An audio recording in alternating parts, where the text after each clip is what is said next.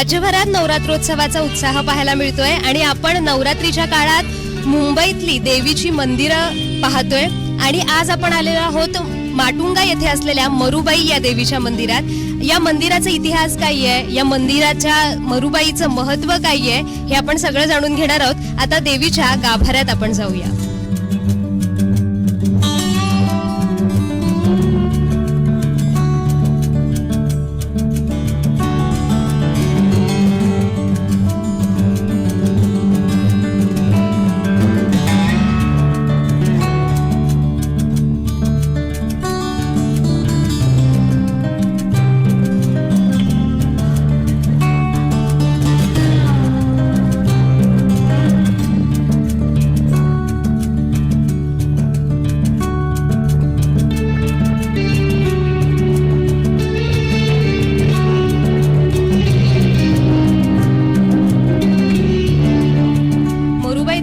गाभाऱ्यात आपण उभे आहोत आणि मरुबाई असं नाव कसं पडलं तर हा भाग अगोदर पाण्याने व्यापलेला होता असं म्हटलं जातं आणि त्यामुळे रोगराई होती। त्यामुळे लेकरांना या रोगराईपासून वाचवणारी, लोकांचं या रोगराईपासून संरक्षण करणारी अशी मरुआई किंवा मरुबाई म्हणून ही देवी नावारूपाला आली।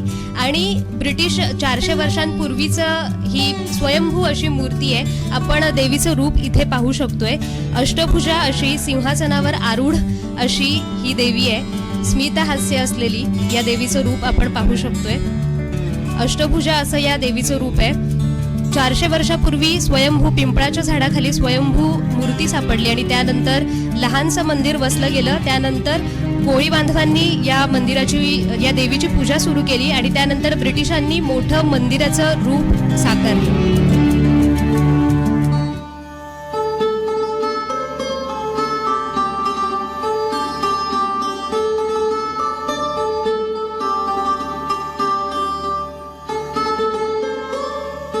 या मंदिराचा इतिहास जाणून घेऊया। आपल्यासोबत आहेत या मंदिराचे विश्वस्त अनिल गावंडजी।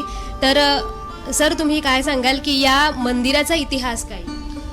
400 वर्षापूर्वीचं हे देवस्थान आहे आणि 7 बेटापैकी एक बेट माटुंगा बेट, जे परळपासून शिवपर्यंत किल्ला आहे ते पण ते बेट होतं आणि बेटावरची ग्रामदेवता अशी मरुबाई देवी म्हणून आहे। पहिला देवीच्या समोर एक तलाव होतं, तिथं प्याचं पाणी मिळायचं, पण कधी समुद्र आणि समजा वारा आला तर ते पाणी, खारं पाणी आणि गोडं पाणी मिक्स व्हायचं आणि मग रोगराई पसरायची, जे प्लेग व्हायचे किंवा कॉलरा असे रोग व्हायचे। तर गावकरी घाबरून मग या देवीला अभिषेक करून ते पाणी प्यायचे आणि आपलं जीवन वाचवायचे।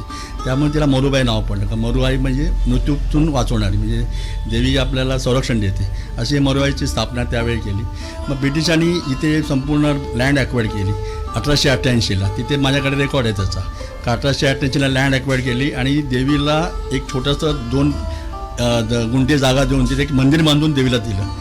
आणि विशेष म्हणजे ही देवी लक्ष्मी स्वरूपिणी आहे, सरस्वती स्वरूपिणी आहे आणि कालिका स्वरूपिणी, म्हणजे अष्टभुजा देवी आहे। तर त्या ब्रिटिशांनी त्यावेळेस एज्युकेशन म्हणून स्वरूपिणी देवीला बघितलं आणि ते 200 प्लॉट्स हे एज्युकेशनसाठी रिमार्क केले, म्हणजे आरक्षित केले। त्यामुळे ते आज माटुंगामध्ये तुम्हाला एज्युकेशन संस्था जास्त दिसतील, का ज्याचे म्हणजे डॉमोस्को आहेत, खालसा कॉलेज आहेत, पोद्दार, रुया, वेलिंगकर, अशा अनेक संस्था इथे तुम्हाला एज्युकेशन हब झाले आता हे मरुबाईच्या बाजूला। ही देवीची कृपा आहे, का इकडे आता ही मुलं आज परदेशी जातात आणि आज आपलं देशाचं नाव पण रोशन करतात, त्याला कारण इथून एज्युकेशन घेतलेलं आहे या लोकांनी। पण माटुंगा हे आता एज्युकेशन हब झाले आणि आता इथे चांगला विकास झालेला आहे आणि देवीच्या कृपेने संपूर्ण हा एक परिसर इतका सुंदर आणि सुशिक्षित आणि शांती स्वरूपाची अशी जी देवी आहे।